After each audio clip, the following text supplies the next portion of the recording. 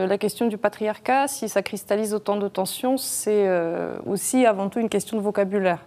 Qu'est-ce qu'on appelle, qu'est-ce que ça veut dire patriarcat? En fait, ce mot, il a beaucoup d'acceptions différentes. On peut prendre une définition stricte qui est celle des anthropologues. Pour eux, le patriarcat, c'est vraiment un système très particulier, des structures familiales particulières marquées par un statut de la femme très dégradé, une vie en communauté de plusieurs générations, etc., sous l'autorité d'un patriarche. Alors ce patriarcat-là, au sens vraiment très strict, n'a jamais vraiment existé en Occident. C'est plutôt des structures familiales qui caractérisent d'autres régions du monde. Donc, dans ce sens-là, on peut dire qu'il n'a jamais existé dans nos contrées. En revanche, ce qui a existé, c'est, vous l'avez dit, un certain degré de domination masculine qui a été un invariant anthropologique qui a caractérisé l'ensemble des sociétés jusqu'à la nôtre. En tout cas, jusqu'à il y a, allez, on va dire 150 ans ou 70 ans, selon le moment où on choisit de placer le curseur. Oui, si on regarde autour de nous d'un œil objectif, on est obligé de constater qu'aujourd'hui, en Occident, notamment en France, la liberté des femmes est à son comble. On serait en peine de trouver une autre époque historique où les femmes avaient autant de latitude, autant de liberté, autant de possibilités pour travailler, pour exister à l'égal des hommes dans la sphère économique, politique, celle des idées, etc. Nous sommes là, 4 femmes en train de débattre sur un plateau, ce qui n'était certainement pas possible à d'autres époques, et pas uniquement parce que la télévision n'existait pas. Donc sous ce rapport, je pense que oui, il y a d'abord un fait objectif à noter. Après, ça ne veut pas dire que le patriarcat ou disons la domination masculine a complètement disparu. Ça, il y a des inégalités restantes, l'égalité n'est pas parfaite pour plein de raisons sur lesquelles on peut bien sûr revenir. Mais voilà, c'est question de vocabulaire. Quand on se cristallise trop sur les mots, patriarcat, pas patriarcat, on arrive rapidement à une impasse. Effectivement, les féministes ont repris ce mot aux anthropologues et ils lui ont donné un sens beaucoup plus général. Elles ont remplacé en fait domination masculine par patriarcat pour désigner toutes les situations où il y a de l'inégalité par le mot patriarcat. Beaucoup de chercheurs et de commentateurs trouvent ça dommage, y compris certaines féministes trouvent ça dommage parce que ça ravale la complexité, les nuances des différentes situations sur un seul concept, patriarcat. Ou alors on peut, comme je le propose dans mon livre, parler de, je ne sais pas, patriarcat partiel, total, léger, lourd, mais effectivement il faut quand même 50 nuances de patriarcat. Voilà, établir des degrés. Et Peggy Sass, vous dites carrément que la domination masculine n'a jamais existé, vous allez encore plus loin? Alors, aggravez votre cas. non, je dis pas ça. Ouh là là, directement là, on y va dans le vif du sujet. Déjà, la domination masculine n'existe pas, donc effectivement, c'est pas comment dire. J'avais pas voulu t'en faire un livre, un titre provocateur, qu'un titre qui en fait invite, comment dire, les lecteurs y vont en croyant quelque chose et sortent en se rendant compte que ce n'était pas ce qu'ils pensaient en voyant le titre. Pour beaucoup de gens, ça n'a pas marché parce qu'en fait, les gens se sont arrêtés au titre et n'ont pas lu le livre. Donc ça a été marqué au niveau marketing. Après, peut-être qu'ils les ont achetés, mais... bref, là-dessus, c'était un peu raté. Donc depuis, j'essaie d'arrêter les titres blagues, les titres ambigus. C'était ainsi la haine orpheline. J'ai fait un peu poétique, mais ensuite le sous-titre était très clair. Non, en fait, donc ce livre-là, en tout cas, la domination masculine n'existe pas. C'est sous-entendu comme on pense qu'elle existe. C'est pas justement, Vera en parlera beaucoup mieux de moi, le paradigme marxiste où en fait on remplace, comment dire, où les femmes sont les prolétaires et les hommes sont les dominants. Moi, mon paradigme, il est évolutionnaire, biologique, darwinien. Je pense que c'est une co-construction, que les valeurs qu'on considère aujourd'hui machistes, de domination masculine, en fait, pendant beaucoup de temps, elles ont servi les intérêts reproductifs des femmes, les intérêts reproductifs des femmes. Et en fait, c'est ce que nous apprend le paradigme darwinien, c'est que si on trouve des traits très souvent, très courants chez un sexe, c'est qu'en fait, il a été valorisé par l'autre sexe, vu qu'on est une espèce sexuée, donc à reproduction sexuée, et les générations, les gènes se perdurent parce qu'il y a une rencontre, il y a une rencontre des sexes. Donc c'est ça, c'est le miroir. La force chez les hommes et chez les femmes, par exemple, voilà, en gros, la reproduction. oui, voilà. Par exemple, on peut prendre un exemple concret. Voilà, la force. La dominance, pas tant la domination, mais le caractère dominant d'un homme, le fait de pouvoir avoir l'ascendant sur ses congénères, en particulier ses concurrents, Ça, c'est avantageux pour les femmes. Dans un contexte, ça aussi, le truc qui est très passionnant avec le darwinisme, c'est que c'est très contextuel. Comment dire, les organismes répondent à l'environnement, et ensuite, enfin bref, il y a des boucles rétroactives, soit positives ou négatives. Et tout ça pour dire quoi? Oui, exemple concret, la force.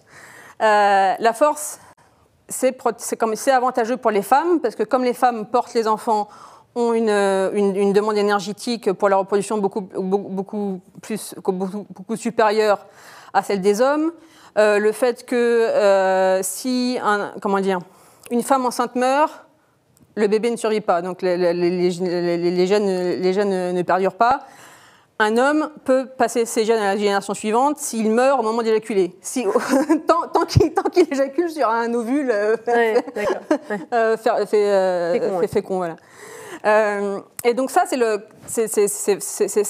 vraiment la base pour comprendre la différence des sexes. Et vu que les femmes reproductivement ont quelque part ce handicap, comment dire, handicap, c'est peut-être pas le bon terme, mais en tout cas, voilà, pour se reproduire et pour faire perdurer leurs gènes, les femmes ont un réquisite minimal d'investissement beaucoup plus supérieur à ceux des hommes. Donc, en fait, elles ont intérêt à profiter de la force d'hommes. Et inversement, par exemple, un trait qu'on considère que c'est là, en tout cas, c'est vrai que ce serait patriarcal. Par exemple, la virginité, le fait de la jeunesse. Qu'on attribue aux femmes, plutôt. Voilà, qui est présent chez les femmes et qu'on voit que c'est un trait qui est favorisé pour les hommes. Là, ça avantage les intérêts reproductifs des hommes parce que, vu que le gros problème des hommes, c'est que vu qu'ils ne portent pas les enfants, ils ne sont jamais certains d'être le père de l'enfant, et donc ils ne sont jamais certains que leur investissement génétique n'est pas à perte. S'ils se focalisent sur des femmes jeunes, inexpérimentées, etc., ils ont plus la garantie. Ils ont plus la... Ouais. Donc ça, le patriarcat a des causes biologiques, en résumé. Voilà, c'est ça. Oui, je crois que Vera en parle à la fin de son livre. Moi, j'ai vraiment ma perspective, c'est pas... Avec la biologie, c'est pas la biologie n'explique pas tout, effectivement, mais sans biologie, on n'explique rien. Et je crois qu'il y a une citation de Baruch Cohen qui dit à peu près la même chose. Qui dit, voilà. Laetitia Sroche-Bonnard, vous êtes d'accord avec ce constat? Est-ce que on est avec ce que dit Vera, ce que dit Peggy, c'est-à-dire que le patriarcat avait des causes biologiques qui aujourd'hui, ayant quasiment disparu, eh bien nous vivons dans un monde finalement égalitaire où le patriarcat n'a plus de raison d'être? Oui, alors je suis assez d'accord, même très d'accord avec vous deux. Donc, je ne vais pas forcément répéter ce que vous avez dit, mais ce qui est intéressant, c'est de voir qu'on peut concilier ces deux visions. On peut à la fois comprendre qu'il y a une base biologique aux relations entre les sexes, et notamment aux relations de domination ou de différence ou d'inégalité. On peut d'ailleurs les appeler de plein de mots différents parce que ce n'est pas forcément la même chose. Et en même temps, on peut constater que beaucoup de choses ont évolué. Ça ne veut pas dire que nous ne restons pas, grosso modo, les mêmes êtres humains avec des gènes assez similaires finalement à ceux des chasseurs-cueilleurs. Il y a des choses qui sont restées dans nos comportements d'aujourd'hui et qui viennent de très loin. Et je pense que Peggy pourra en parler mieux que moi. Cependant, il y a des conditions qui changent, et notamment des conditions technologiques. Et ça, c'est le sujet de votre livre, Vera Nikolsky. Et d'ailleurs, c'est très bien résumé. Si le problème auquel les femmes ont fait face depuis très longtemps, c'est une forme de dépendance très forte, en fait, aux conditions naturelles, eh bien, à partir du moment où on trouve le moyen d'alléger, en fait, ces conditions pour les femmes, il est évident que leur statut va changer.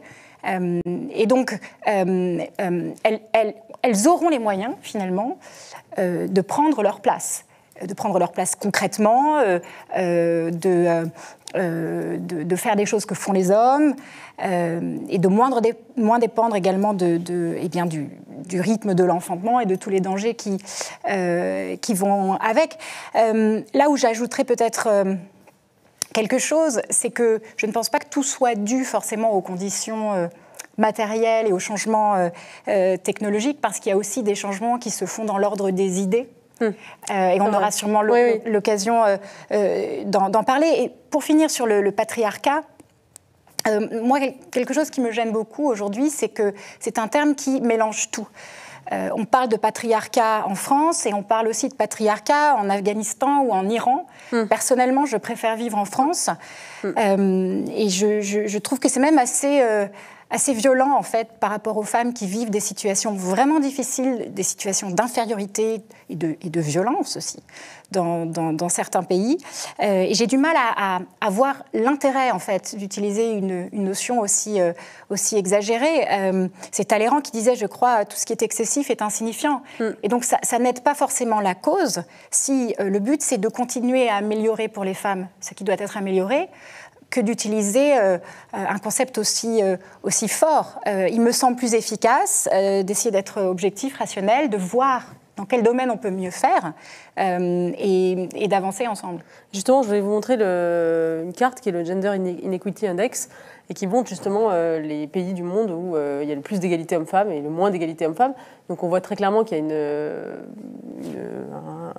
différence finalement entre l'Occident, le monde occidental en tout cas, et peut-être ce qu'on pourrait appeler les pays émergents, les pays du Sud. Est-ce que pour vous, Vera Nikolski, c'est une différence qui s'explique uniquement par justement les conditions matérielles ou est-ce qu'il y a aussi une dimension culturelle qui peut expliquer ça et justement ce que disait Laetitia, peut-être à un moment une révolution culturelle, une révolution dans le domaine des mentalités ou est-ce qu'il faut juste l'attribuer au fait qu'effectivement, ce sont des pays où la technologie, les conditions matérielles pour les femmes se sont développées? Alors, moi, je n'ai pas cherché à nier le rôle des idées dans mon livre, ni le rôle des facteurs culturels, ni des facteurs religieux. Pas du tout. Simplement, il y a déjà beaucoup de gens qui en parlent. C'est-à-dire que les idées, on en parle tous les jours, et notamment s'agissant de cette question des droits des femmes, de l'émancipation des femmes, le discours il est vraiment saturé par les références aux idées, aux lumières, le progressisme, l'égalité, et ça qui sont des choses très importantes, qui relèvent du domaine des idées. Mais ce faisant, on oublie un peu le reste, c'est-à-dire les autres facteurs qui entrent en jeu, et celui qui m'intéresse le plus, le facteur matériel qui sous-tend l'existence de ces idées. C'est-à-dire que pour le dire grossièrement, ces idées elles-mêmes n'émergent pas à n'importe quel moment de l'histoire, et ces idées elles-mêmes ont peut-être besoin d'une série de conditions pour exister. Et ensuite, c'est un va-et-vient entre les deux. Ça ne veut pas dire que les idées sont secondes et n'ont plus aucune importance. Elles ont une autonomie ensuite, elles peuvent agir en retour, c'est des boucles de rétroaction sans fin. Et ces idées transforment aussi les conditions matérielles, d'ailleurs, les amplifient, etc. Donc je suis entièrement d'accord avec ça. Mon livre n'est pas du tout un appel à ne plus du tout parler des idées et ne s'intéresser que à des... Donc je suis tout à fait d'accord avec vous. Mais alors, pour ce qui est des pays des autres parties du monde, c'est une question compliquée.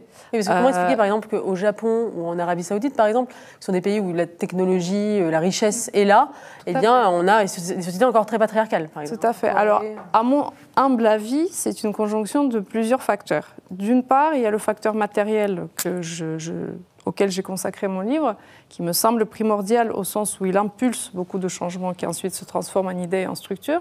Eh bien, il y a une question de chronologie dans ce facteur, c'est-à-dire où est-ce que les conditions commencent à se transformer au début et où elles arrivent, où cette transformation est plus tardive. Alors, quand on s'intéresse au départ de ces transformations, c'est la période de la révolution industrielle. La révolution industrielle naît en Occident. Elle naît en Angleterre, elle naît en Europe occidentale, elle se diffuse ensuite au monde. Donc nous vivons dans le monde qui est le plus anciennement transformé.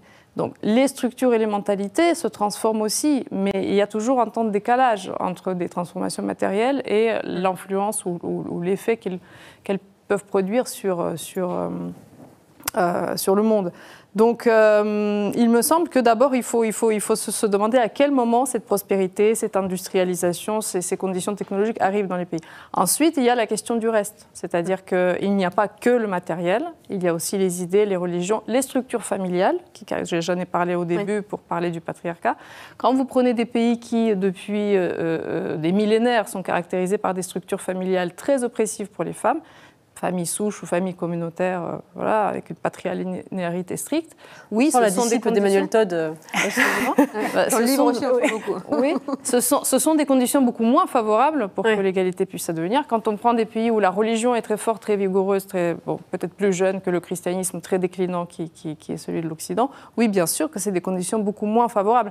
Donc l'Occident était placé, on peut dire, pour l'émancipation des femmes dans des conditions parfaites, où il y a eu à la fois cette industrialisation, ces conditions matérielles, le déclin de la religion, qui était lié aussi, et puis des structures familiales d'emblée relativement peu oppressives, relativement est important, elles étaient inégalitaires, mais elles étaient moins oppressives que certaines autres structures partout. Donc voilà, je pense qu'en appliquant ça à différents pays, c'est pas mal. Enfin, ça explique pas mal les choses. Après, il y a certainement d'autres facteurs encore que je n'ai pas mentionnés. Laetitia, vous pensez qu'il faut donner plus de pouvoir aux idées dans l'émancipation féminine ? Je ne sais pas, mais d'abord, je trouve votre projet vraiment salutaire. Enfin, votre livre, quand j'ai vu que vous l'aviez publié, je me suis dit qu'il manquait vraiment... Enfin, bien sûr, Peggy, ça, non, mais c'est pas la même on avait chose, déjà fait une partie, mais c'est un angle un petit peu différent. Et en fait, pour moi, vous faites une analyse marxiste. Mais je le dis pas, c'est pas du tout négatif, c'est descriptif. C'est-à-dire que je pense qu'en fait, dites-moi si je me trompe, vous regardez d'abord l'infrastructure et vous en concluez une superstructure. Et je trouve ça vraiment intelligent, et en tout cas, c'est une invitation au débat qui est quand même, je trouve, bienvenue, de se demander justement quel est le rôle relatif du matériel et du spirituel. Et donc, en fait, on va avoir le même débat qu'on aurait en général sur la question des idées versus le matériel. Peut-être que je suis un peu plus idéaliste que vous, au sens, non pas d'idéaliste au sens opposé à marxiste, au sens où j'ai quand même l'impression que sans la disposition intellectuelle pour arriver à considérer qu'il y a une égalité, en fait, morale entre les hommes et les femmes, il est peut-être plus difficile ensuite d'utiliser le progrès technique de la même façon. Et d'ailleurs, on le voit, et je pense que vous êtes d'accord, même si on arrive à exporter le progrès technique dans des pays qui sont patriarcaux, il manque le regard qu'on porte sur la condition humaine et qui est quand même assez particulier à l'Occident. Alors, c'est difficile de définir l'Occident. Je ne pense pas qu'on arrivera au bout du sujet ce soir. C'est le sujet de notre émission. Mais c'est vrai quand même que l'idée d'égalité morale, qui s'est ensuite propagée dans la politique et qui est devenue l'égalité en droit, est centrale dans nos sociétés. Donc, voilà, je pense comme vous qu'il y a une interaction entre les deux. En tout cas, voilà, je suis ravie qu'on puisse discuter de ce sujet. Je voudrais quand même porter la contradiction justement à ce constat effectivement du féminicide, parce que c'est vrai que moi ça m'arrive souvent de parler du féminisme, et à chaque fois que je dis justement qu'on n'est plus en patriarcat, une militante se lève dans la salle et brandit une série de chiffres à l'appui qui vient me prouver qu'effectivement la domination masculine est encore une réalité. Je pense par exemple aux chiffres des féminicides ou des viols qui sont aujourd'hui toujours... Voilà, ça, on voit à l'écran les chiffres de Nous Toutes qui sont sur les féminicides. Donc les féminicides, c'est comme ça qu'on appelle les meurtres de femmes désormais. Et on voit d'ailleurs, c'est intéressant que ce chiffre augmente dans les 3 dernières années, alors même qu'on a mis en place toute une série de mesures. Et c'est intéressant que vous en parlez dans votre livre aussi, Vera Nikolski, ça montre peut-être les limites du volontarisme politique en la matière. C'est-à-dire est-ce que ça veut dire qu'il y a une sorte de résidu de violence masculine qu'on n'arrivera jamais à éradiquer dans notre société ? Ou est-ce qu'on n'en fait pas assez, comme le disent les féministes ? Ou est-ce qu'on n'a pas les bonnes solutions ? Qu'est-ce que vous pensez de cette question, notamment des féminicides ? C'est une question pour Peggy, ça. Et après, Peggy va répondre. C'est pas une question pour moi. Mais oui, en effet, oui, bien sûr qu'on peut exhiber beaucoup de chiffres qui vont montrer qu'il y a d'abord de la violence masculine. La violence masculine est en fait. Et il y a d'ailleurs un dossier qui est sorti juste là, hier, je ne sais plus quand, sur la violence masculine. France Inter, bref, je viens de voir passer ça aujourd'hui sur la violence masculine, tout à fait, envers les femmes. Énormément entre hommes aussi, d'ailleurs, oui, beaucoup plus d'ailleurs entre hommes qu'envers les femmes. Les prisons sont peuplées essentiellement d'hommes. Et puis il n'y a pas que ça, il y a des inégalités restantes dans le monde économique, il y a des inégalités restantes dans le partage des tâches domestiques. Tout ça, ce sont des réalités, je ne cherche pas à le nier. La seule chose que je me borne à souligner, c'est que ça n'a jamais été mieux. C'est tout. Je ne dis pas que c'est totalement parfait. Est-ce qu'on peut réduire ça totalement, éliminer totalement ces différences ? C'est une question très compliqué, peut-être, je ne sais pas, peut-être presque ontologique ou philosophique, mais en tout cas, le mouvement est clairement positif. Donc les militantes ont raison d'exhiber les chiffres, mais par exemple pour les violences faites aux femmes, ce sont aussi sur le long terme des chiffres qui sont plutôt en diminution. Oui. C'est vrai que sur le moment, ça varie beaucoup, mais ce sont des chiffres pour les féminicides. Je ne parle pas des violences en général, mais pour les féminicides, ce sont des chiffres tellement réduits, 130, oui. 140 meurtres par an sur la population française. C'est vraiment, la variation est normale. C'est normal que d'une année sur l'autre, ça varie, oui. Ça monte, ça descend. Ça ne veut pas forcément dire quoi que ce soit. Mais sur le long terme, sur quelques décennies, on voit une diminution de ces chiffres. Et ça, c'est quelque chose qui est complètement logique avec le mouvement général de diminution des homicides sur le très long terme historique. Quand on regarde depuis 2000 ans, enfin, bon, en tout cas depuis le Moyen-Âge, là où on dispose quand même de données parcellaires, mais relativement consistantes, dans certaines zones, le travail de Pinker notamment, eh bien, on voit que ça ne cesse de descendre d'une façon vraiment très, très, très importante dans le cadre du processus qu'on peut appeler le processus de civilisation de Norbert Elias ou autre, de pacification et de discipline, des pulsions. Oui, oui, exactement, de dressage des populations. Et puis, comment vous réagissez, vous, quand on exhibe ces chiffres, à la fois des violences, mais aussi du sexisme, parce qu'on a le baromètre du sexisme, par exemple, qui sort chaque année, qui montre chaque année que la France est davantage sexiste. Qu'est-ce que vous réagissez quand on vous montre tous ces faits qui semblent prouver que la domination masculine existe toujours? Vous avez 4 heures. 5 minutes. Alors, sur les féminicides, moi j'ai une hypothèse qui est vraiment une hypothèse, qui n'est pas prouvée dans un sens, qui n'est pas prouvée dans un sens ou dans l'autre. C'est que je pense qu'il y a une, enfin c'est pas que je pense, je sais, on sait qu'il y a à la violence interpersonnelle, il y a une dimension mimétique. Et selon moi, mon hypothèse, c'est que plus on parlera des féminicides, plus en fait on donnera l'idée à des gens de passer à l'acte. On voit ça sur les fusillades, les psychologues, aux États-Unis, quand il y a des fusillades de masse. La première chose qu'ils disent aux médias, les médias n'entendent pas, parce que les médias adorent titrer c'est n'en parlez pas. N'en parlez pas, parce qu'ensuite il va y avoir des ricochets.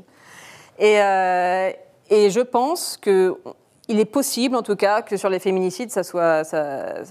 Il y a une dimension mimétique, on sait qu'il y a une dimension mimétique au suicide aussi. C'est l'effet Werther qui est documenté depuis très longtemps. Quand il y a des suicides, il y a le suicide de Marilyn Monroe, il y a eu un pic de suicide ensuite. Voilà, la violence interpersonnelle et aussi la violence contre soi, donc le suicide, il y a une dimension, on copie les autres. Donc je pense que il est possible qu'en faisant du féminicide indicateur, un fait médiatique en fait, et en plus c'est aussi féminicide. Moi j'ai un gros problème avec le terme. Les femmes ne sont pas tuées parce qu'elles sont des femmes, c'est des conjugicides en fait. Les femmes sont tuées parce qu'elles ont un rapport conjugal actuel ou ancien avec leur tueur. Parce que le plus souvent, ça se passe dans des contextes de séparation, de jalousie. Ça aussi, c'est excessivement bien documenté. Ce dont je parlais tout à l'heure, le côté la force est valorisée par les femmes et recherchée par les femmes. En fait, c'est un truc à double tranchant. On a plusieurs chercheurs ont baptisé ça, c'est l'effet garde du corps. Un garde du corps, un jour, il va pouvoir vous mettre la mandale dans la gueule, en fait. Si vous choisissez un homme pour sa force, certes, il peut vous protéger, mais ça peut se retourner contre vous. Et ça, ce paradigme je ne sais pas si c'est pas le paradigme, l'hypothèse du garde du corps, ça a été conceptualisé parce qu'on s'est rendu compte que statistiquement, quand on trouve une femme morte, elle a quasiment 100%, comment dire, elle a une chance sur 2 d'avoir été tuée par un inconnu ou par son conjoint. Ouais. Et ça, voilà, c'est aussi des conséquences. Pour le coup, moi, je remonte un peu plus. Moi, c'est l'infrastructure de l'infrastructure quand je parle de biologie. Voilà, la différence fondamentale, c'est ce que je disais tout à l'heure, la différence d'investissement parental et qui est même, en fait, tout découle de l'anisogamie, la différence des gamètes, le fait que les spermatozoïdes sont mobiles et très, comment dire, produits en masse. Oui.